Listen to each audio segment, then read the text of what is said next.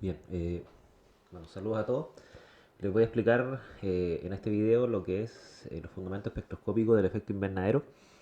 Eh, y como el nombre lo dice, los fundamentos espectroscópicos tienen que ver con las propiedades de la luz y cómo la luz interactúa con la materia.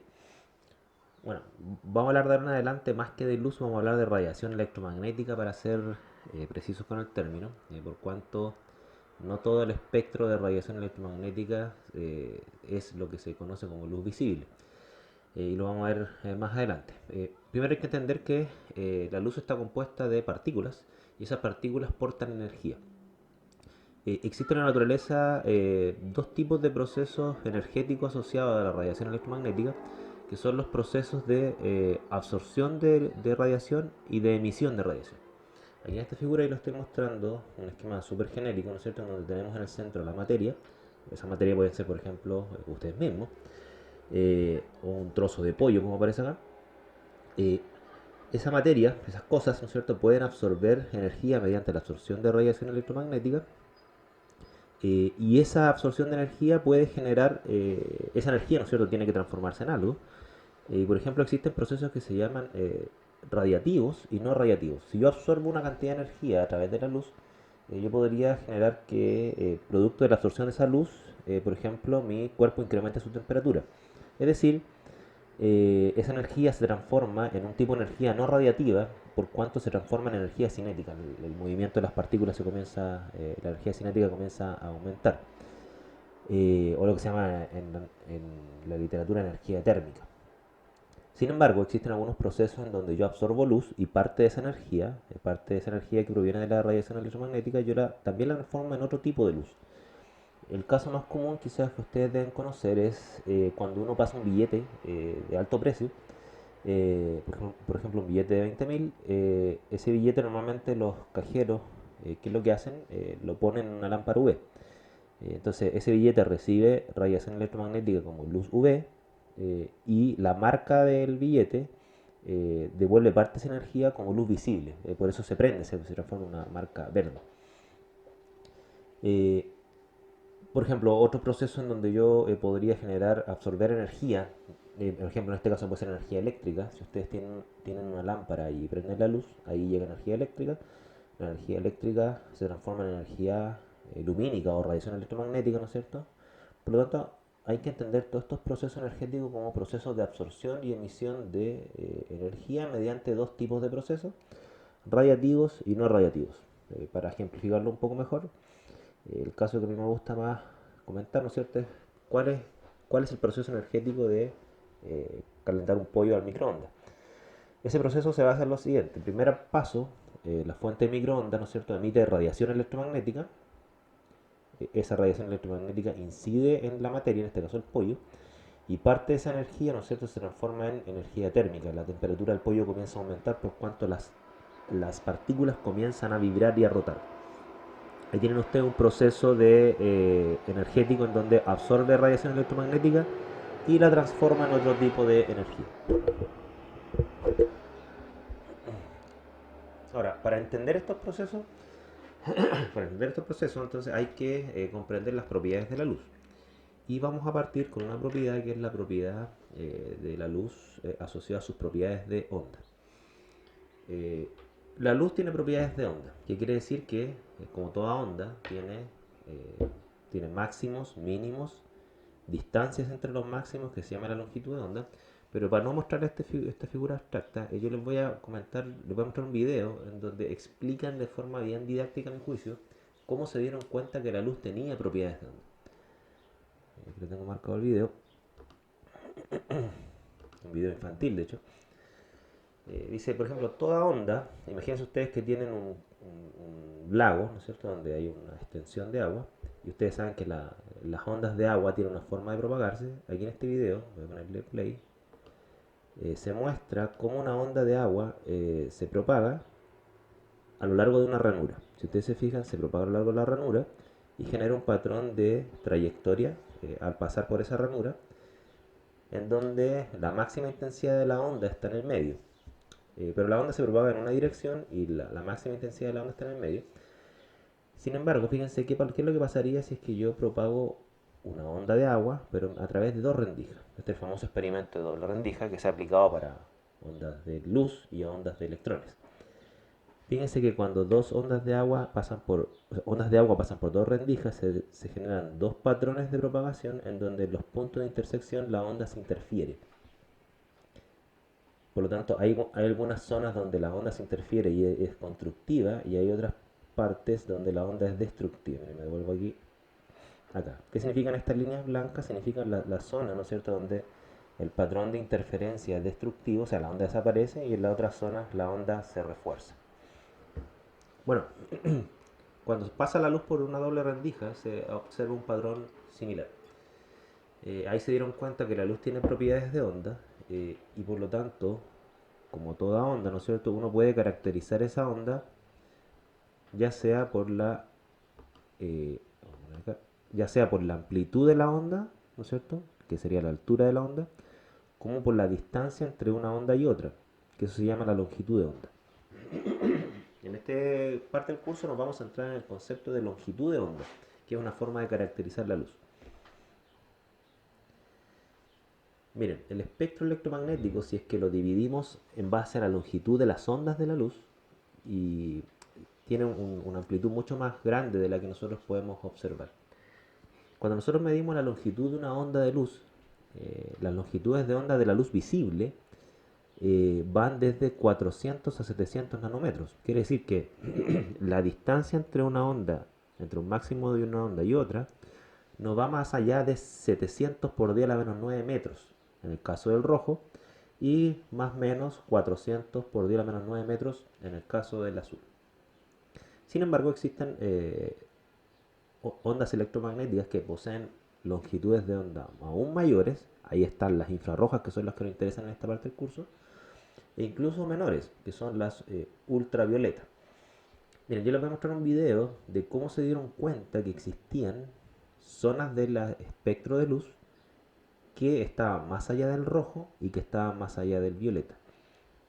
Este es un video bastante viejo, pero es actuado, ¿no es cierto? Pero representa más o menos el episodio de descubrimiento. Bueno, se dice que, ¿cómo se hizo esto? Miren. Primero, en la época donde ya se sabía que los prismas dispersaban la luz, es decir, la luz blanca la separaban en sus colores, como se muestra en este video, había un tipo, de acuerdo a este video es Frederick William Herschel, yo pensé que era otro honestamente, pero bueno, da lo mismo el nombre de la persona.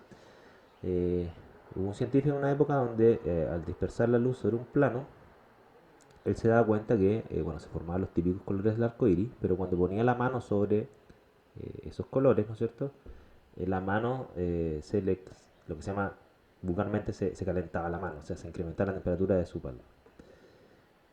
Entonces le llamó la atención de que, bueno, la luz generaba cambios de temperatura, entonces, cosa que en esa época no era obvio. Entonces él comenzó a medir la temperatura que generaban estos distintos colores y puso termómetros en las distintas zonas de los colores. Y empezó a registrar que en esas zonas de colores, ¿cierto?, se incrementaba la temperatura de los termómetros expuesta a esa luz. Llevó un registro sistemático. Fíjense que este experimento yo creo que hasta ustedes lo podrían realizar en la casa, ¿no es cierto? Eh, y empezó a registrar los incrementos de la temperatura. Ahora, lo interesante de esto es que a esta persona se le ocurrió, ¿no es cierto?, como aparece en el video, correr un poco los termómetros en la zona donde no había color, por ejemplo, más allá del rojo. Y se empezó a dar cuenta que la temperatura igual subía. Y ahí pone la cara así como que quedó intrigado, ¿no es cierto? No veo luz, sin embargo sigue subiendo la temperatura. Hizo lo mismo para la zona más allá del violeta, y le pasaba lo mismo. Y ahí quedó como, bueno, intrigado. Bueno, la historia cuenta que siguió repitiendo este experimento, pensó que el termómetro estaba malo, lo cambió de posición fuera de la trayectoria del prisma y la temperatura no subía. Sin embargo, cuando lo ponía un poco más allá del rojo, un poco más del violeta, la temperatura subía. Esas fueron las primeras evidencias de que existía una zona del espectro de la luz que estaba más allá del rojo o más allá del violeta, o sea, más allá del visible. Lo anterior es importante por cuanto el efecto invernadero está centrado más que nada en la zona infrarroja, una zona que no se ve. Bueno, este es el principio como espectroscópico. Tenemos una fuente de luz que se llama policromática, en este caso puede ser una lámpara o el sol, y esa parte de esa luz se somete a una dispersión a través de un prisma.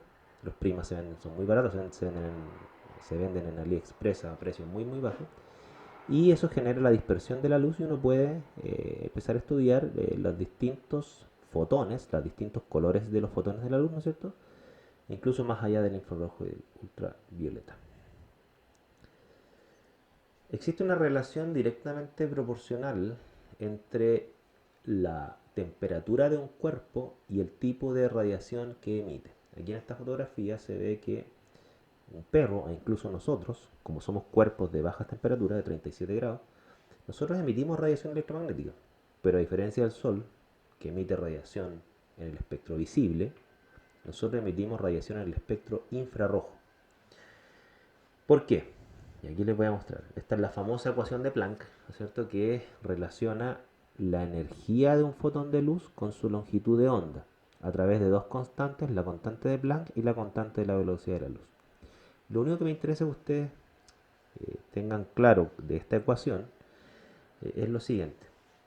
Mientras más energía porte el fotón de luz, más corta es su longitud de onda, por eso son inversamente proporcionales.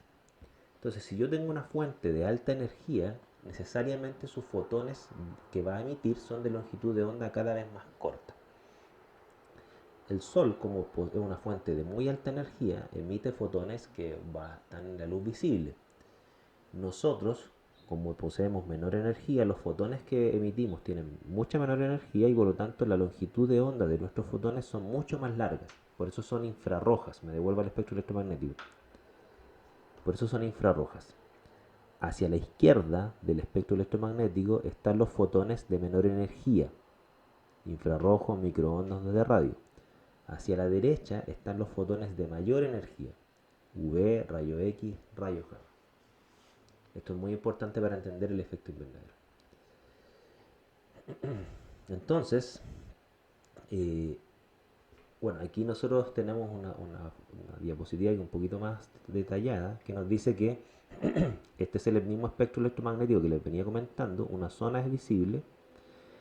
Fíjense arriba, aquí tienen la escala energética. Dice que hacia la izquierda tendríamos mayor número de mayores cantidades de energía por moles de fotones. Sin embargo, y eso implicaría que hacia la izquierda, porque aquí está invertida la escala, estaría la radiación ultravioleta, rayo X, rayo gamma, y de hecho por coincidencia ese es el tipo de radiación electromagnética que es la más dañina, porque como porta más energía, puede generar, digamos, mayores efectos sobre la materia. En el caso de la derecha, que sería la luz con menor cantidad de energía, está la infrarroja, microondas y ondas de radio, y esa es la razón por la cual ese tipo de radiación es muy, muy poco dañina. De hecho, la mayoría de las veces es inocuo. Ahora, es muy importante porque mucha gente cuando yo explico esto me hace la pregunta de, bueno, si el microondas que estaría acá es radiación electromagnética con tan poca energía, ¿por qué calienta un pollo y es capaz hasta de rostizarlo? Bueno, la explicación es bien simple. Cuando yo digo que tiene menos energía me refiero a un fotón, ¿ok? Un fotón. Ahora, ¿por qué el microondas, a pesar de emitir radiación electromagnética de baja energía, igual rostiza un pollo? Es porque la cantidad de fotones por segundo, es decir, la intensidad de los fotones, es enorme. Es decir, cada fotón porta poca energía, pero la gran cantidad de fotones por segundo que inciden sobre el pollo hace que éste de todas formas incremente su temperatura y podría hasta rostizarlo. Eh, Sin embargo, existen, por ejemplo, fuentes de radiación microondas que poseen mucha menor intensidad, como un celular, por ejemplo, una antena celular, y eso lo que hace sobre la materia es muy poco. Por ejemplo, la radiación de infrarroja, lo único que logra sobre, por ejemplo, las moléculas es hacerlas vibrar. La radiación microondas las hace rotar. En ningún caso, digamos, un fotón podría romper un enlace de dos átomos. Cosa que sí podría hacer, por ejemplo, la luz ultravioleta. Por eso la luz ultravioleta es cancerígena, por ejemplo, porque la luz ultravioleta aporta tanta energía que podría romper los enlaces de los átomos y generar, por ejemplo, mutaciones y cáncer en la piel. Ya la luz de tipo rayo X, que nosotros no hacemos exámenes de rayo X muchas veces, es tremendamente dañina y podría alterar hasta los núcleos o los electrones más internos de los átomos. Sin embargo, cuando nosotros nos toman un examen, nos ponen un pulso de rayo X muy corto, o sea, son fotones muy energéticos, pero muy pocos fotones nos llevan. Entonces no alcanzan a generar un daño mayor. Bueno, a pesar de esto, las mujeres embarazadas no pueden tomarse radiografía de rayo X para evitar problemas. Ahora, una vez claro las propiedades de onda, el concepto de longitud de onda, el concepto de espectro electromagnético que se caracteriza por la longitud de onda de los fotones que lo componen, eh, voy a aclarar un par de aspectos que nos interesan también para entender el efecto invernadero, que es algunos fenómenos espectroscópicos tales como la reflexión. La luz, ¿no es cierto?, sobre todo la luz visible, puede presentar varios fenómenos al interactuar con la materia. Por ejemplo, a veces la luz se refleja, quiere decir que los fotones inciden sobre una superficie y lo único que esta superficie no los absorbe, sino que simplemente le cambia su trayectoria. Y esa trayectoria, no sé, por ejemplo, es lo que se llama, cuando los fotones rebotan sobre esta superficie, es lo que se llama reflexión. También existen los fenómenos de difracción y de refracción. La refracción es lo que ocurre en un arcoíris, ¿no es cierto?, en donde perdón, la luz del sol incide sobre las gotas de agua. Entonces la luz del sol viene viajando por la atmósfera gaseosa, se topa con gotas de agua que es líquida, y este cambio de medio genera que cambie la trayectoria de los fotones. Y no todos los colores cambian su trayectoria en el mismo ángulo. Eso hace que los fotones que venían juntos formando la luz blanca ahora se separan porque tienen ángulos de refracción diferentes, y eso genera la dispersión de los colores. Eso se llama dispersión por refracción. La fotografía que aparece acá abajo muestra la refracción eh, ya digamos en vivo, ¿no es cierto? Cómo se ve esta persona, pareciera que la cabeza se le separó del cuerpo, y es súper simple, es porque el cuerpo está sumergido en agua y por lo tanto la luz de su cuerpo que llega a nuestro ojo tiene un ángulo de refracción distinto a la luz de la cabeza que llega a nuestro ojo, que pasa por el gas atmosférico, y por lo tanto los haces de luz se separan y pareciera que digamos, se le cortó la cabeza. Existe otro fenómeno que, bueno, no me interesa para el efecto invernadero, pero bueno que lo sepan, que es el fenómeno de difracción, que es lo que pasa en un CD. La difracción es un fenómeno de dispersión de la luz, ¿no es cierto? Pero a diferencia de la refracción, en la difracción los colores se dispersan debido a la interacción que tiene la luz con los pequeños surcos o ranuras que tiene un CD, que son tan pequeños los surcos que ni siquiera son visibles a simple vista. O sea, un CD no es un espejo, un CD es una especie de superficie con surcos, que es donde guarda la información. Me asusta esto un poco. Y lo que me interesa también que tengamos claro es que cuando la luz es absorbida por moléculas, aquí en esta figura estoy poniendo M como moléculas o materia, ¿no es cierto? HB sería la luz. Eh, si es que la luz es absorbida por la materia, en este caso moléculas, las moléculas alcanzan lo que se llama un estado excitado, es decir, la molécula tiene una energía basal, absorbe luz y alcanza un estado excitado. Estado excitado quiere decir que es una molécula que porta una mayor cantidad de energía. ¿Qué es lo que hace una molécula con esa energía? Y aquí, bueno, disculpen con este diagrama que quizás les puede parecer medio abstracto, pero voy a tratar de explicárselo lo mejor posible. Las líneas negras representan los niveles energéticos de la molécula, donde E0 sería el nivel energético de una molécula que no ha recibido energía. Estas flechas negras representan los distintos niveles energéticos entre los cuales se mueven los electrones que componen la molécula. Recuerden que la molécula está hecha de átomos, ¿no es cierto? Estos átomos poseen electrones y los átomos se enlazan compartiendo los electrones más externos, en lo que se llama un orbital molecular. Cuando yo le hago incidir radiación electromagnética a una molécula y esta molécula la absorbe, los electrones de estos enlaces, ¿no es cierto?, alcanzan niveles energéticos superiores, ¿no es cierto? Esto es lo que se llama transiciones energéticas.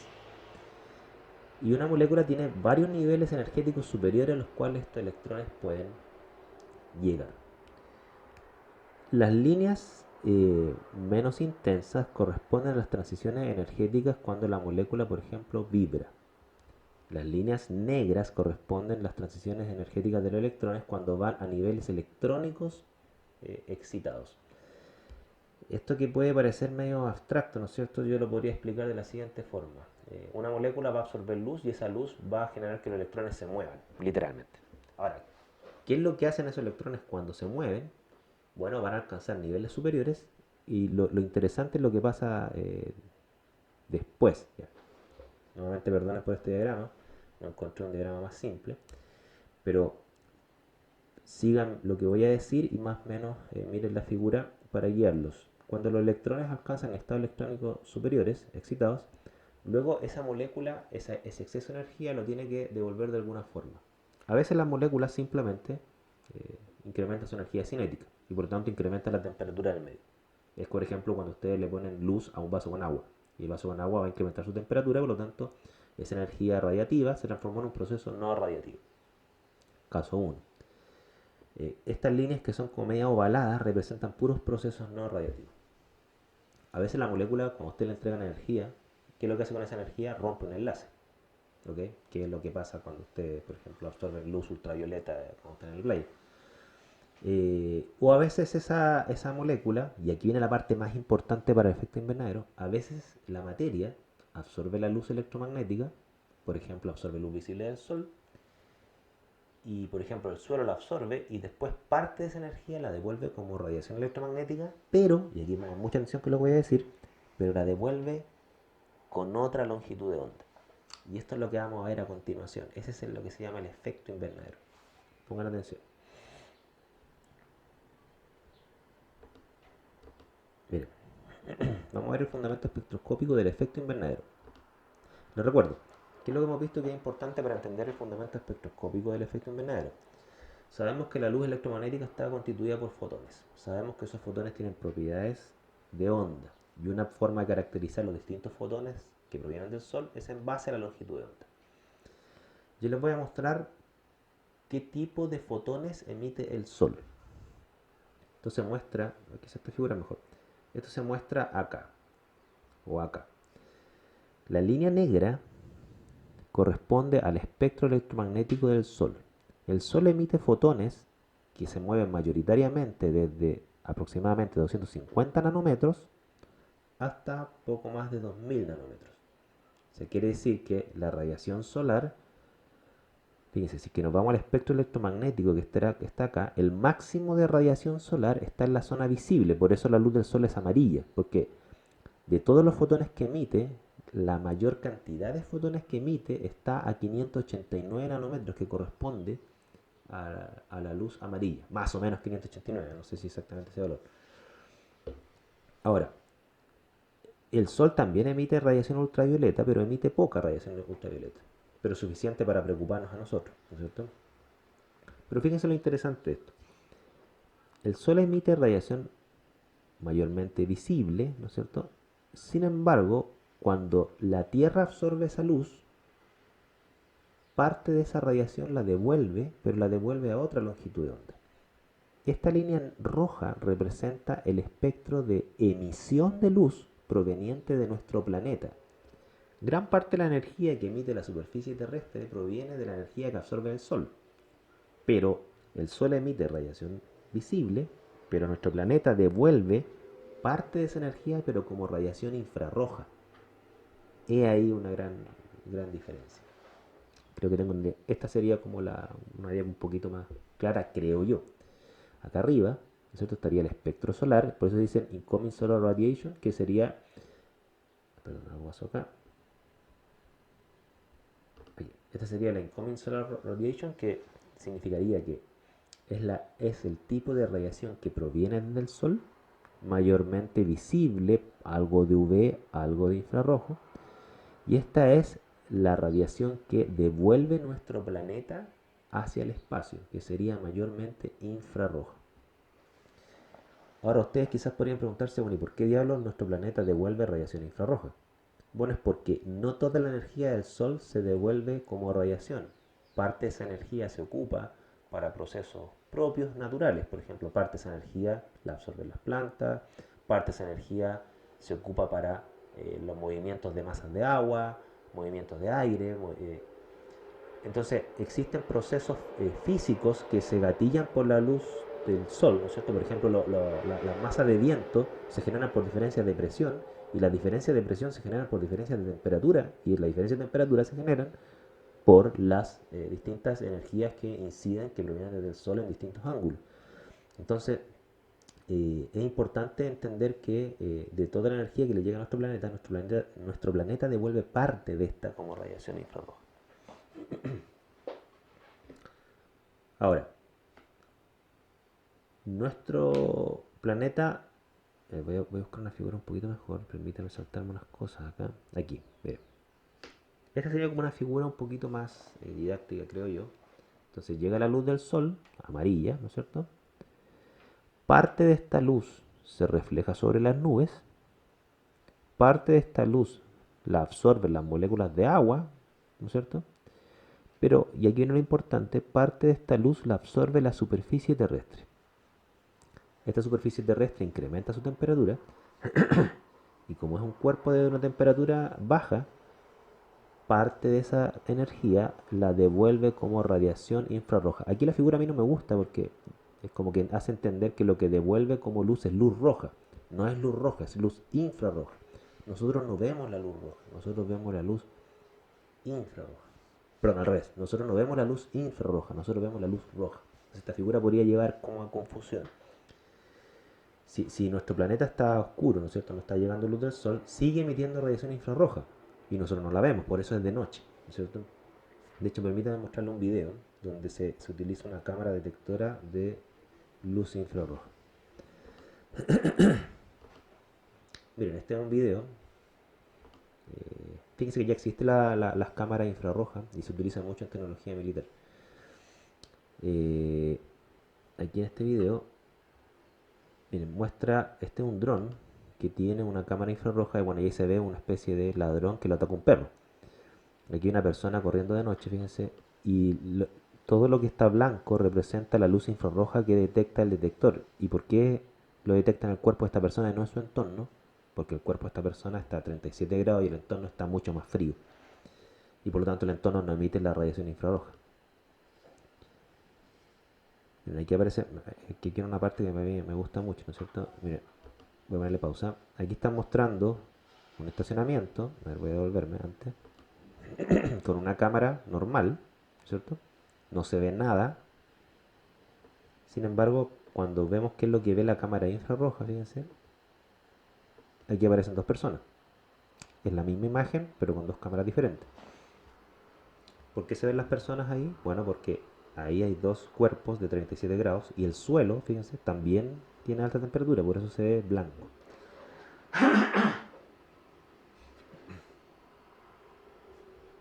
Fíjense ahora, hay una parte que me gusta mucho. Mire, esta persona tiene la mano sobre un árbol. La persona tiene una temperatura bastante mayor que el árbol, por eso se ve blanca. Y fíjense que la ropa bloquea la radiación infrarroja que llega a la cámara. Miren ahora, esta persona va a sacar la mano del árbol y fíjense lo siguiente. Miren, ¿se fijan que quedó la marca de la mano ahí? Quiere decir que esa mano, con el poco tiempo que estuvo en contacto con el árbol, logró incrementar la temperatura de esa zona. Y eso fue lo suficiente para que esa zona quede emitiendo radiación infrarroja por un tiempo.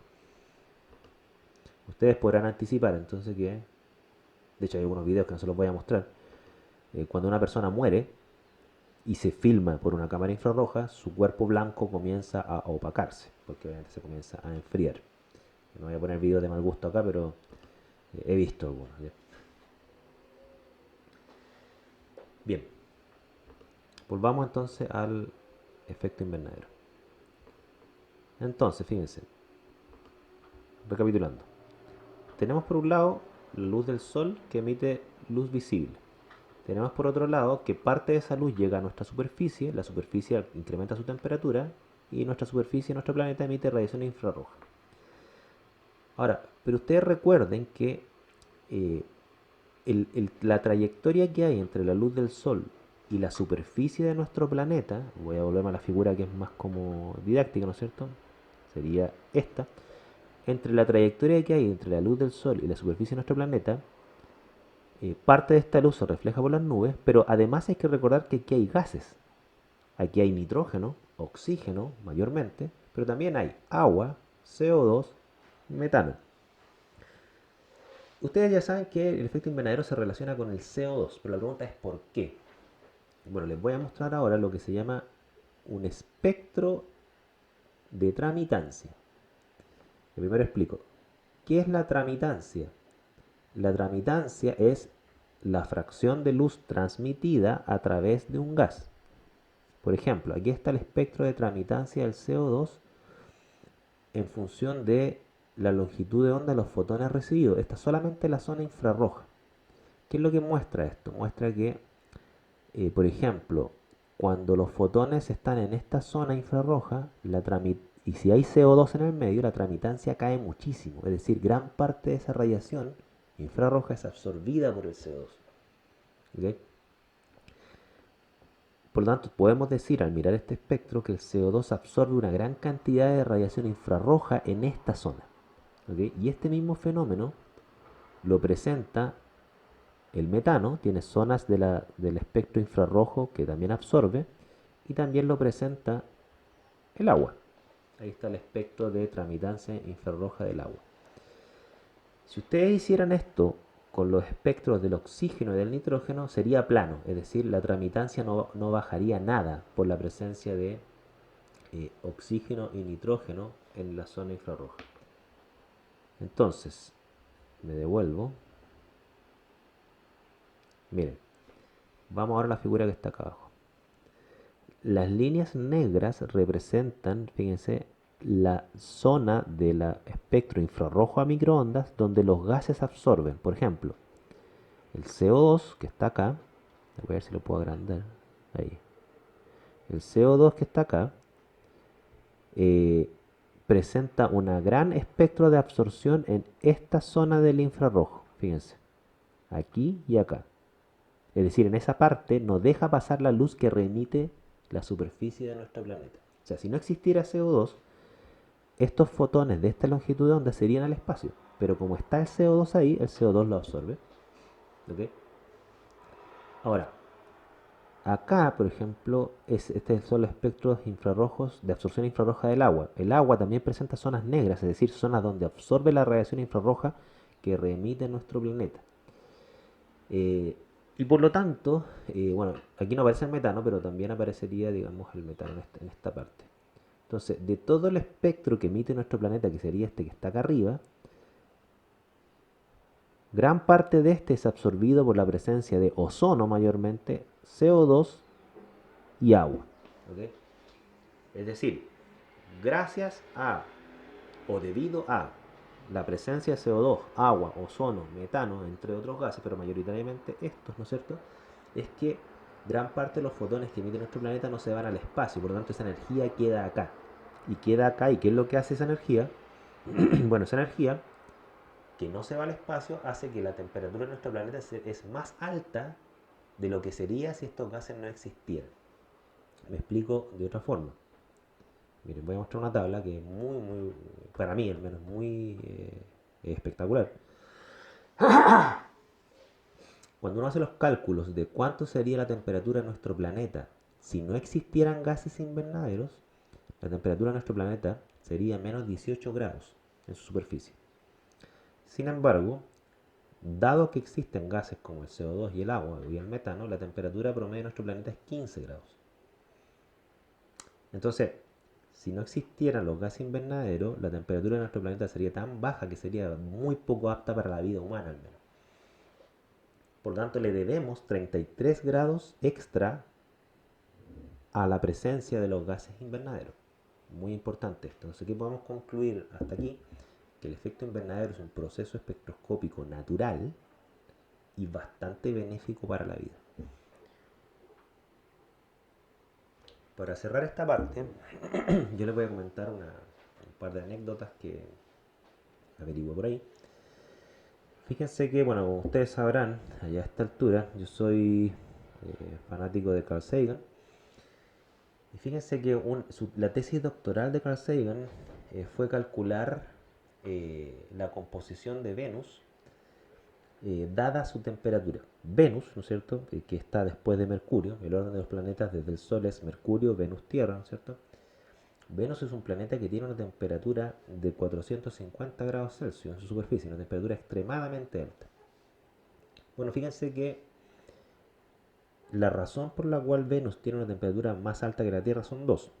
La primera es que está más cerca del Sol, entonces evidentemente que va a estar a una temperatura mayor. Pero fíjense que Mercurio está más cerca del Sol y sin embargo Mercurio tiene una temperatura más baja que Venus. Porque Venus tiene una temperatura inusualmente alta, bueno, es debido a que la cantidad de dióxido de carbono que tiene Venus es superior al 90%. O sea, fíjense que nosotros entre el oxígeno y el nitrógeno tenemos más del 90% en la composición de nuestra atmósfera y lo que tenemos de dióxido de carbono es muy poco, son unas pocas partes por millón. Tenemos aproximadamente 400 partes por millón actualmente, muy poco. Partes por millón quiere decir una parte en un millón, o sea, quiere decir que en términos de porcentaje no alcanza a ser ni el 0,04%. Ahora bien, Venus tiene creo que solo un 95% de dióxido de carbono. Bueno, en la tesis de Carl Sagan, fíjense, cuando se mandó un satélite para Venus, eh, él hizo un cálculo teórico de la composición que debía tener Venus en términos de gas invernadero para poder justificar su alta temperatura. Y efectivamente la tesis de Carl Sagan coincidió bastante en la relación que hay entre temperatura y el dióxido de carbono que posteriormente se midió cuando llegaron los primeros satélites allá. Entonces el efecto invernadero como efecto espectroscópico que tiene relación con la temperatura ha sido medido no solamente en la Tierra, ha sido medido en Venus. Y hay otros, digamos, cuerpos en nuestro sistema solar en donde se han hecho los mismos cálculos. Eh, por lo tanto, el efecto invernadero es como proceso físico-químico y espectroscópico, ¿no es cierto? Es un proceso natural archidemostrado. De hecho, se sabe cuánta energía absorbe un mol de dióxido de carbono, de metano, y todos los cálculos más o menos están, digamos, hechos en escala de laboratorio. Entonces, la relación entre temperatura y gases invernaderos no es solamente una correlación de datos, es un patrón de causalidad demostrado. Eso es muy importante saberlo porque a veces a nivel de los medios de comunicación se piensa que esto es una mera correlación de datos. Voy a saltarme esto. Entonces, como nosotros vimos las clases pasadas, la cantidad de dióxido de carbono desde la revolución industrial se ha casi duplicado de un poco más de 200 partes por millón, ¿no es cierto? Ahora ya vamos sobre las 400. Y la temperatura también se ha incrementado más o menos desde la misma revolución industrial y ya se sabe que desde la revolución industrial se ha incrementado aproximadamente 1 grado. Por lo tanto, la relación que hay entre el incremento de temperatura, que sería la línea amarilla, pero la línea naranja, perdón, y el incremento de dióxido de carbono se superponen bastante bien y eso no es una mera casualidad, es un patrón de causalidad por un proceso demostrado. Los mecanismos se conocen. Y de hecho los que han hecho más o menos estudios estadísticos, porque es difícil medir esto en las mismas condiciones, ¿no es cierto? Han demostrado que se superponen bastante bien lo que es dióxido de carbono, ¿no es cierto? Que sería la línea azul, aquí este gráfico está hasta el 2007 solamente, versus temperatura, que sería la línea roja. O sea, cuando sube una, sube la otra, y eso no es una casualidad como estamos explicando. Aquí en esta gráfica aparecen los principales emisores de dióxido de carbono en el mundo. Esta gráfica es bien antigua, pero la distribución más o menos se mantiene. El principal productor de dióxido de carbono es China, seguido de Estados Unidos. Y tiene que ver más o menos con la producción de energía. Dentro de todos los gases invernaderos que existen, ¿no es cierto? Se estima que eh, el incremento de la temperatura, lo que se llama el calentamiento global post-revolución industrial, mayoritariamente se debe al dióxido de carbono. No porque necesariamente hay más dióxido de carbono que agua, por ejemplo, en la atmósfera. Es porque el dióxido de carbono de todos los gases que hay es el que más se ha incrementado desde la revolución industrial. El agua se ha mantenido más o menos constante, el metano ha aumentado un poco, pero el dióxido de carbono se ha más que duplicado. Entonces cuando se calcula la contribución que tiene el dióxido de carbono al calentamiento global, es decir, a ese grado extra, ¿no es cierto? Se estima que más o menos un 76% al cálculo que se hizo en el año 2006, 76% depende del dióxido de carbono. Miren, voy a saltarme esto un poquito, porque ya lo expliqué. Ya, este gráfico es que una de las cosas que más me gusta. Este lo tomé del informe del IPCC que salió el año, Si no mal no recuerdo, salió el año 2011. Bueno, ¿qué es lo que muestra este gráfico? Fíjense, en el eje X muestra el incremento de temperatura del planeta, que ustedes saben que se ha incrementado aproximadamente 1 grado. Ustedes lo pueden verificar en las páginas de la NASA actualmente. La línea negra se llama el calentamiento observado, ¿no es cierto? Que está un poquito más bajo de 1 grado a esa fecha. La línea verde corresponde a el incremento de temperatura que generarían, en base a los cálculos que se han hecho y las mediciones, que generarían los gases invernaderos en su totalidad, si es que en la atmósfera solo existieran gases invernaderos y ningún otro proceso físico-químico que afecte la temperatura. O sea, si fuese solo por los gases invernaderos, la temperatura promedio debe ser un poco más alta. Sin embargo, existen otros procesos antropogénicos que bajan la temperatura. Por ejemplo, un proceso antropogénico que baja la temperatura bastante conocido es la emisión de material particulado. El material particulado, las pequeñas partículas sólidas que emiten, por ejemplo, industrias, el parque automotriz, los aviones, reflejan luz del sol. Por lo tanto, debido a ese material particulado, llega menos radiación solar a nuestro planeta. Y eso baja la temperatura. Entonces tenemos fuerzas antropogénicas que suben la temperatura, los gases invernaderos que emiten extra los seres humanos. Tenemos fuerzas antropogénicas que bajan la temperatura, como la emisión de material particulado, pero sumando a ambas, igual, perdón, que tengo alergia, sumando ambas, igual la temperatura del planeta, combinando ambas, los efectos positivos y negativos, sigue concordando con el calentamiento observado.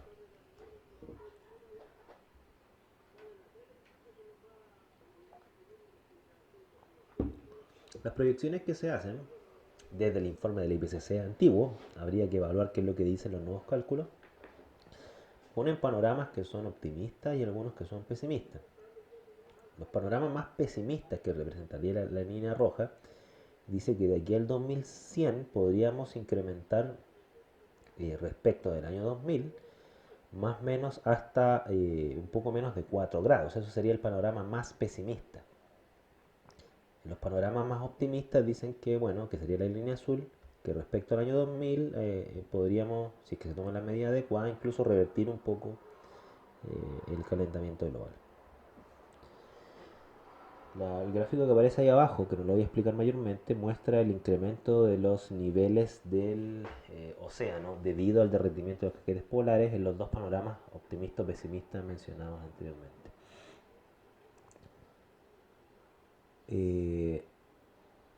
Bueno, aquí lo que muestra, bueno, esto que yo les estoy mostrando y lo recomiendo que lo vean en YouTube, hay un video que muestra esto. Muestra más o menos los distintos máximos de temperatura que se han dado en el mundo desde 1900 hasta el 2012 en este video.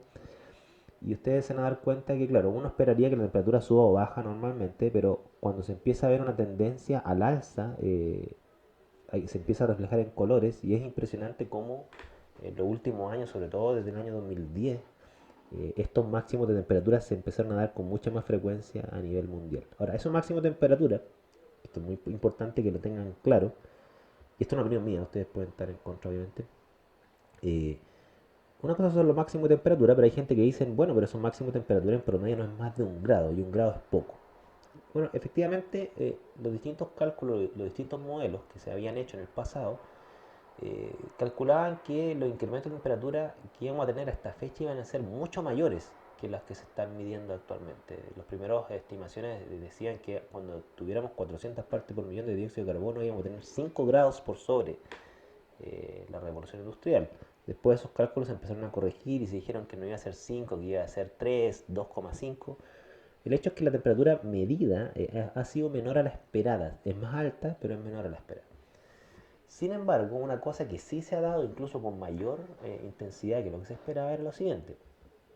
Recuerden que cuando la atmósfera absorbe energía, dado que tenemos más gas invernadero, esa energía se puede transformar en dos procesos. Procesos cinéticos, eh, como por ejemplo, o procesos térmicos, ¿no es cierto?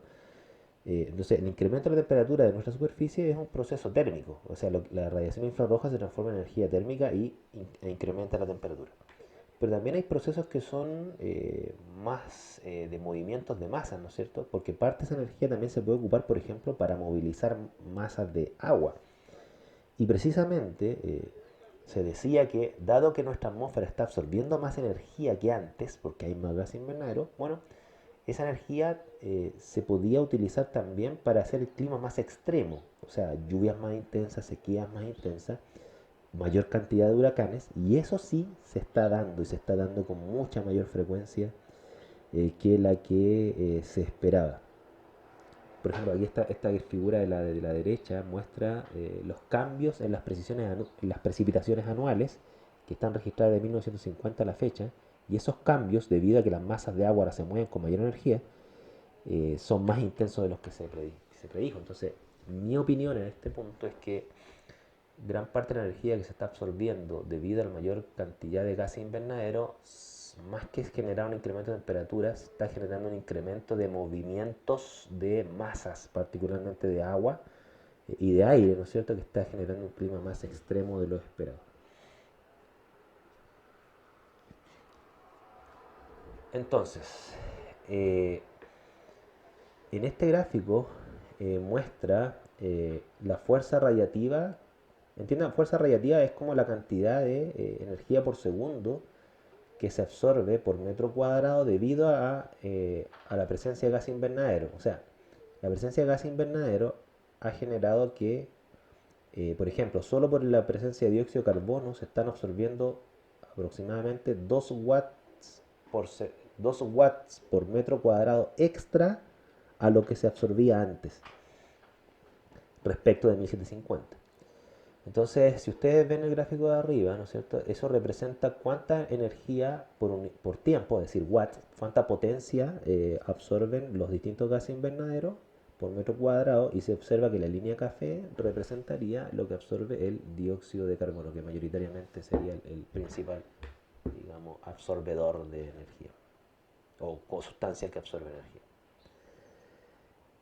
Bien, eso es entonces la explicación de lo que es el efecto invernadero y los fundamentos espectroscópicos y más o menos la relación con los datos estadísticos. El efecto invernadero entonces es un proceso natural que se basa en la absorción de radiación visible proveniente del Sol por la superficie de nuestro planeta y la posterior reemisión de radiación infrarroja, la cual es atrapada por gases particulares, los gases que se llaman los gases invernaderos, que absorben parte de esa radiación infrarroja y incrementa la temperatura de la superficie de nuestro planeta.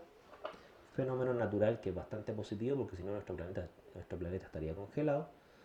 Sin embargo, el incremento de los niveles de dióxido de carbono particularmente ha generado que esta absorción de energía radiante de nuestra superficie ha sido cada vez mayor, y eso ha generado un incremento de temperatura y un incremento de los fenómenos climáticos extremos. Espero que hayan entendido esto y cualquier duda me las pueden plantear.